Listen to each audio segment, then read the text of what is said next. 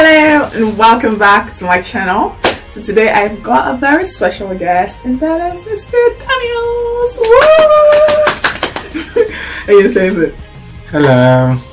Hi. So today we are recording a video talking about the past 1 year of being married, and I asked for some questions. So we're just going to go through some of the questions we got and maybe any other topics that comes to mind to talk about.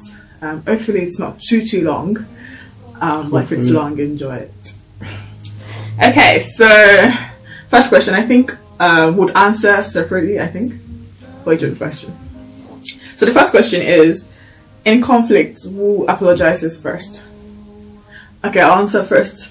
And all of the answers we're given is based on our experience in the past 1 year in terms of what has actually happened. So for us, I think I don't think there's any who apologizes first. I think we just whoever needs to apologize apologizes. I don't think it's we don't think about it. Personally I don't think about who is first to apologize, or am I always first, or maybe I've thought about it once. And I think also it kind of has to do with who was the offender, which most times it tends to be me, but didn't say I said that. Yeah, I don't think there's any conscious effort to think about who apologizes first. That's what I think. I just think we just move on. We apologize, boys. I think it's pretty quick and we just get on with it. Yeah, I totally agree with you on that. And I need to speak up a bit. Love doesn't keep record of of offense. 2 Corinthians 13 or 1 Corinthians 13. Yeah. So 1 Corinthians 13. I think. Okay. So second question: Have we had any cause to raise our voices at each other? Okay. So the way I would this is my version. During misunderstandings, I could get passionate and my voice could be high-pitched. You could get passionately high. But it's not like I'm raising my voice at him. For me personally, it's never a case of I'm shouting at him. It's just when I'm shouting with me. No, not shouting with me. It's just if I'm just passionate about whatever it is, it's wrong. I'm not saying but I think it's not in a case of we're so upset at each other, so we're insulting each other. It's not that. It's nothing like that. It's just a case of in discussing, my voice could get raised a few times. It has gotten. It's not a lot of times as well. It's not been a lot of times at all, I think. But I don't. From as far as I remember, I don't think he's ever raised his voice at me. I don't think so. So that's my version. What's yours? That's absolutely correct. That way you've never read it. Yeah. How about me? What I said about oh yeah, you get passionately high. Passionately high pitched. Yeah. I think the questions. Okay. Yeah. Third, how often do we go visiting people? Do you want to answer? Yeah, pretty much every week. Is that true? Yeah, averagely every week we're out visiting family mostly. Yeah, I think it's pretty much family. I won't say every week though.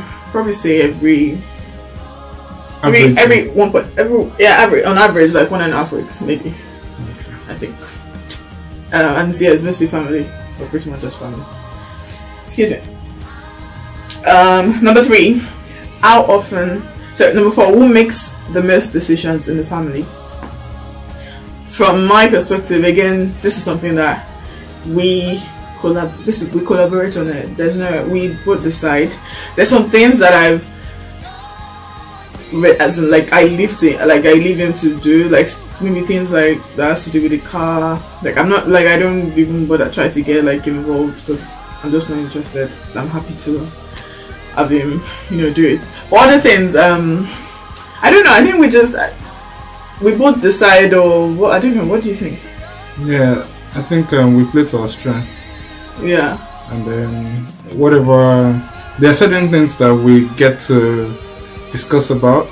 I guess things that probably would impact the family as a whole, but for other trivial or minor issues or things, we just allow each person make a decision, and it's yeah. Number 5. Someone asked about sex life. Okay, so I think for this one, maybe we should say like what were your expectations before marriage in terms of sex, and what have they in the past 1 year? What has been the reality? First, Hollywood is a liar. Yeah, I think I got into marriage with a fair understanding of what sex should be. Not like I had an experience, but I always knew that Hollywood, was a lot of acting and cutting and all of that. So I tried not to expect too much, and then as the days have gone by, it has gotten better and sweeter and more enjoyable. Okay, so I think subconsciously, somewhere in my head, I thought like at the very start, you probably will be having sex like every single day, and so when that wasn't happening every single day, I was thinking, oh, maybe we're not like meeting up to expectation. But why it wasn't happening was because literally like we weren't up to it. Like you're still living life, you're going to work, you're going to church, doing other things. So it was until I watched the video, I think it was by the YouTuber as well, Thompson, and I think she was talking about her experiences as well, like in the past 1 year, because she's been married for like 1.5 years now. So and she's talking about, and she was like, oh, you're saying like sex is not every day, and I was just like, finally. Yeah, I think so. That was one thing I was thinking that it would be every day, but it's not. Well, for us it's not every day. What was my expectation? I think that was kind of one of my expectations, but I think generally, I mean, it's good. I will move on. Having children. So I guess there wasn't a question. Actually, the question was, I think a couple of people just like baby question mark. So I guess maybe us asking, maybe are we planning to have kids? When are we planning to have kids and stuff like that? Of course, yes. Well, it's not of course, but yeah, for us, yes, definitely we're gonna have kids. And yeah, there's not much to say about that, but yeah, we're gonna have kids. 7. Have you had any issue of family interference, and how did we both handle it? Have we had any issue of family interference, and how did we both handle it? I think this could be two ways. Either an issue, I don't know. I think it could either be like a case of, have we had an issue where we're about to take it to family to interfere, or have we had an issue where family is interfering? I think it's more the second. Okay, if it's the second, in terms of having issues where family is interfering, okay. No, I don't think there's any. For me, from my perspective, there hasn't been an issue with family interfering. And if it's just in case it happens to be like, in case of, have we had an issue where we've taken to family to interfere? No. And like us we're talking about. No. Yeah. How do you manage toilet seats? Who puts it down and who puts it up? I guess you know the answer to that already. Actually, on this, at some point I was getting, I won't say frustrated, but it just like it's like works. I just asked him, please, like, when you use it, just put it down. No, actually I didn't ask him. I think he offered that he would start putting it down, and I did it for like a week. And that was the end of it. So now I don't bother complaining. I don't bother complaining. I'll prefer, if it wasn't that off. But two toilets. Basically, I think we need to. Yeah, that's that. Do you have any laid down rules for family and friends visiting? Can they visit? How long can they stay? You can go first. Family visit, laid down rule. I'm not sure there's anything laid down as it were. We did have. We did when we got married. We talked about it. Yeah, okay, because we wanted time to settle in properly. So we said maybe no visits for maybe 3 months, 6 months. About 6 months. Yeah, but just looking at the past 1 year, we haven't had that much visits, apart from a couple of times when family came over. So we've only had one proper visit where, yeah, we had a visitor for 2 weeks or a little over 2 weeks, but that's the only. Yeah, that was a weekend. The weekend visit. Yeah. So more recent. There's probably no. Yeah, no, there's no lay down rules. Just the beginning that we just said like 6 months. Although that didn't really happen, but it wasn't a problem. So we don't have lay down rules, and yeah, I guess as that when it happens or when the need arises, then we'll talk about it. How do we make time out to do things together? This is something we need to work on. Yes, because we're in this together. Personally, I think that we don't go out enough. I think it's due to a lot of things, a number of things. However, I also know that this time that we have, like before kids come, I know that is a time that we're not going to have back for a long time. At least, if we have kids today, for instance, at least for the next 18 years, we always have kids until they go to uni or something. So I know that it's a time for us to actually really treasure and do stuff, and I really keep thinking about it that enjoy this time, maximize it, but we're not. So that's something that I think we spoke about this maybe a couple of days ago in the car. We were saying we need to be more spontaneous, just do things literally we're not thinking I don't know, just drive to Manchester, take a train, do things that we don't really so far we don't do, and it's because we're quite busy. Our week is usually quite busy with work, church commitments, ministry commitments, business. Not really. I don't think it really keeps us busy. Well, kind of, at different seasons it does keep us busy as well. So I think this is one area where we're not doing as well as we should, I think. If I understand the question where it says doing things together. Yeah, how do you make out time to do things together? Well, how do you make time out to do things? Okay, actually it's not about going out. Okay. But it seems like that was a personal on your mind. Yeah, I think that we do things quite a lot together. Yeah, like cooking.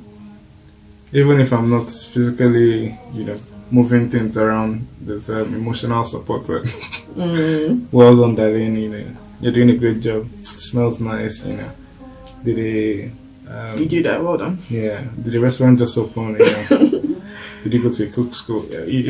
All of that, and then we go to church together. Wow! In the same car. Wow, amazing. Then we in the past 1 year we spent some time watching TV together. Yeah, I think more recently we've actually been watching a bit too much, I would say.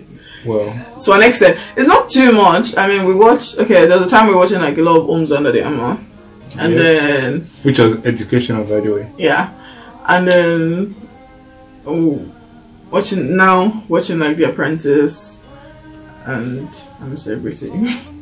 Which is just entertainment, basically. Yeah, The Apprentice. Yeah, I think I'll just classify both as entertainment. Probably just Homes Under the Hammer that is actually inspiring and motivating to.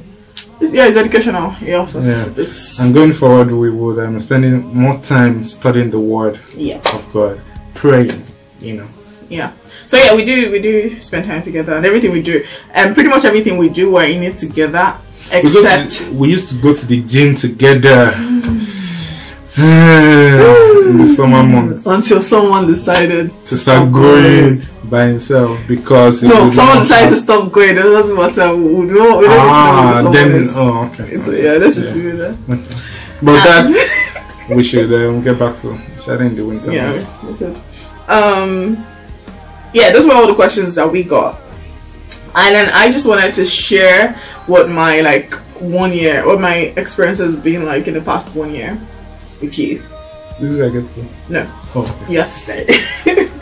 Okay, so I think going into marriage, there was a time we had a conversation where I was we're talking about kitchen and cooking and stuff like that. And you're talking and you're saying that, and I don't know, I just now was saying that, you know, no, like there's no way I'll like cook for you and then I'll clear your plate and then you expect me to wash it, and what are you doing? Well, you're just going to sit there and watch me do all these things. So I was like really thinking in my head, I was thinking like, no, like I'm not your slave. So I was trying to in my head like lay down the rules even before we go in.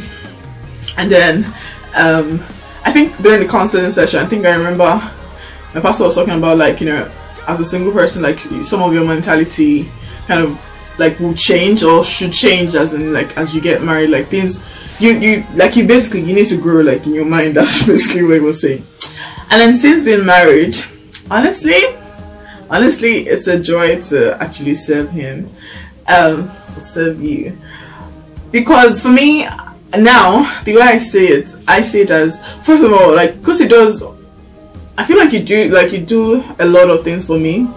Like you go out of your way just to make me feel comfortable, like you go out of your way to do a lot of things for me. And so for me it feels like, you know, this is the least I could do, like just to make you comfortable. What can I do for you, my love? Oh my lord.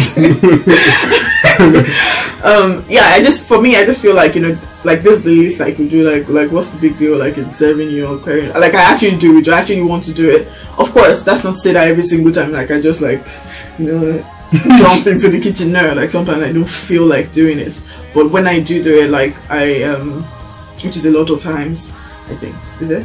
I don't know. It's I do it with joy, and I'm just like happy to serve you in that way. In the past 1 year, I look back now to when, now I look back, like, you know, now I look back to when I was single and, you know, living alone, and I'm like, that was such a lonely moment of my life. At the time I didn't feel that way. At the time I was very content, I was very happy, I was happy to be independent, you know, I was very happy. But right now, like being with him and being married, I'm like, you know, I can't compare, like I can't compare both. Like if of course I would choose this, you know, over and over again, but not just this, I think it's choose you over and over again. It's, of course, this is not to say, like, you know, as a single person you're supposed to be like be waiting until you get married to be happy and complete. Like I said, when I was single I was very happy, I was content, like I didn't feel lonely in that time. So this is not to say that, oh, if you're feeling lonely or whatever, it's fine, like marriage is the answer to everything. No, like I think you need to be content, and if you're not content or if you're not happy right now, then that's something you need to fix right now. It's not, marriage is not the answer to that. But I'm just saying, like, looking back, I realized that this is, for me, this is such a better time. Like I'm having the best time of my life basically right now. And thank you for making it awesome. Thank you for loving me the way you do, all parts of me. Thank you. I'm really happy and glad to have you in my life. And honestly, like, thinking about the past 1 year, if I, knowing what I know now, if I had to, like, you know, choose again, of course, without thinking, it would be you. And especially because even now, like, I was saying to you, like, the other day that, like, we don't realize sometimes, like, when the way I see you is like, when I met you, like, you were great, there were so many qualities about you, but I couldn't see everything at the time. Like, we've grown now, I've seen, like, more parts of you. You've also grown and evolved, and you're becoming a better person every day, and it's getting more beautiful. And those are the things that we don't see and we can never see. And so sometimes, like, when God is leading you, I'm talking this to someone, but sometimes when God is leading you to someone or something, like, they may not look exactly like maybe you want them to look. And I'm not saying that you didn't look I'm not saying you didn't look exactly like you wanted. Of course, like, I was happy the way you were then. I'm saying right now, like, you're much more than you were then, but it's something that I would never have been able to see or to know, except that I'd come in and, like, you know, decided to walk this path with you. So I'm just saying that, you know, if God is leading you to someone, or God is, you know, speaking to you about someone, or you're seeing someone and thinking, oh, they're not okay, like, she's not whatever, he's not whatever, don't just think that this is the end of them. At the same time, I'm not saying that marry them for what you can get from them in the future, because they really may not become whatever it is that you want them to become. I was content with you then, but like even much more now that you're evolving and growing. So thank you for adding color to my life. Literally add color to my life. Yeah, I think I'm done. My someone is done. Yeah, I'll be very brief. I think going into marriage, I had quite a lot of mentors who read a lot of books, and I thought I was prepared. But when I got into it, I realized that I wasn't prepared. Not because I didn't try my best to get prepared, but because there are some virtues in me that needed to be pruned. There were some value system that needed to be changed, and unfortunately, I couldn't tell until I got married, which would be the case for quite a lot of people as well. So for example, you know how you're praying for love, for God to increase, your ability to love, and then you just find yourself, the only way God will do it is if you get into a situation where your love has to be tested. Your colleague is an annoying person. That's time to exercise love and then grow in love. So for me, I felt that something that I really thought I had was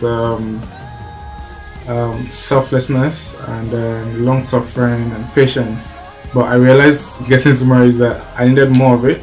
Wow. So because coming together with the coming together of two people, especially because it's not like you've been living together all of your life, or you've had different experiences.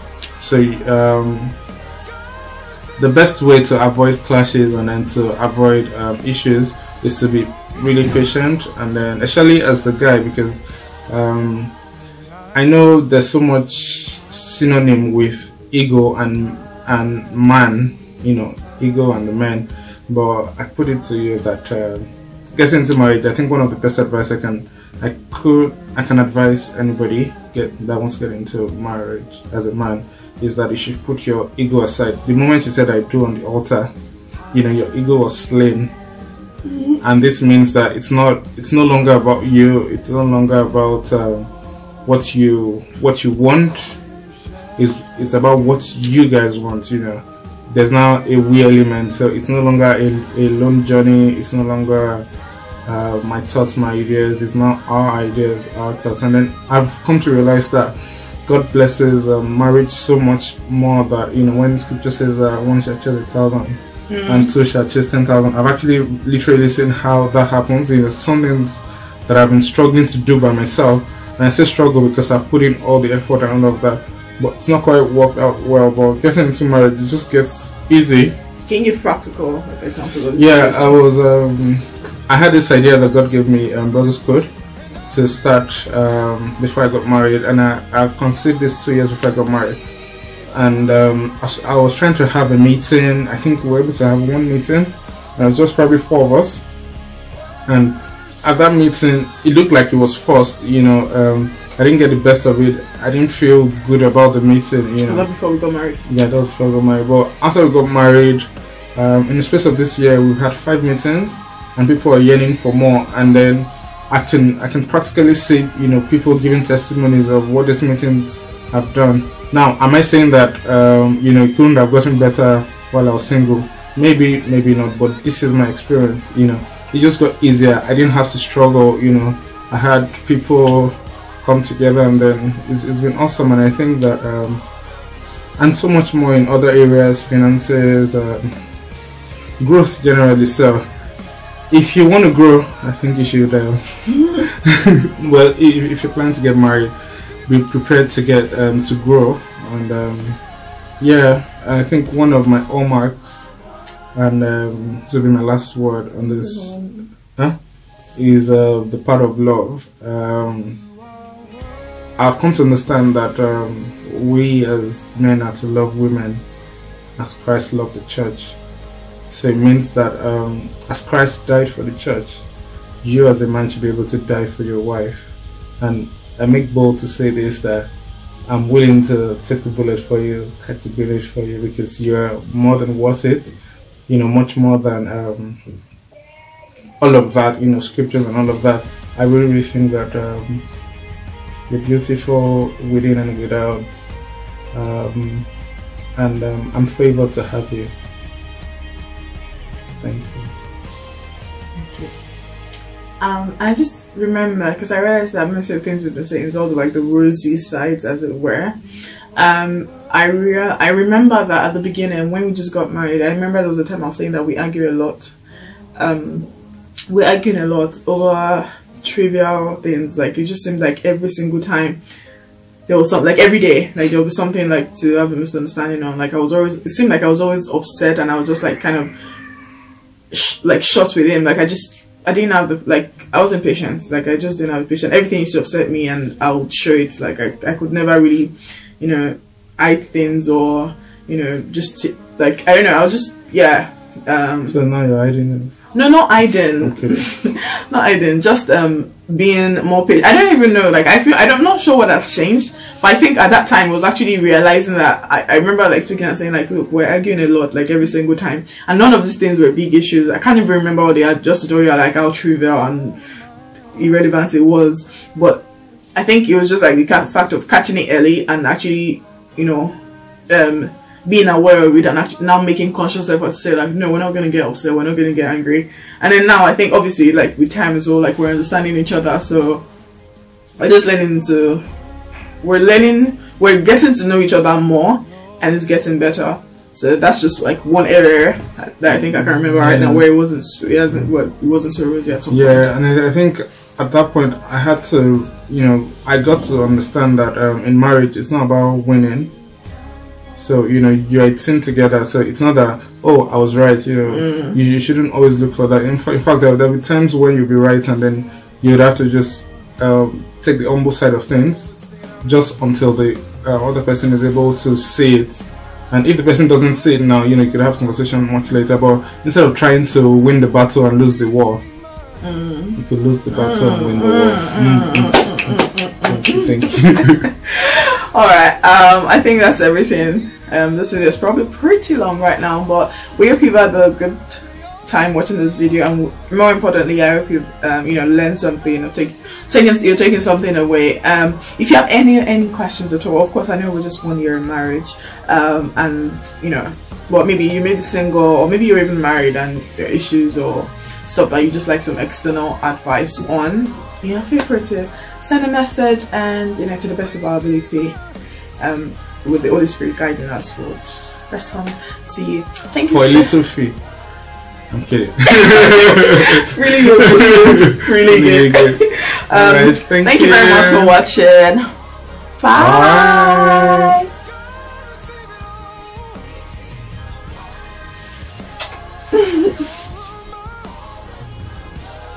End it now.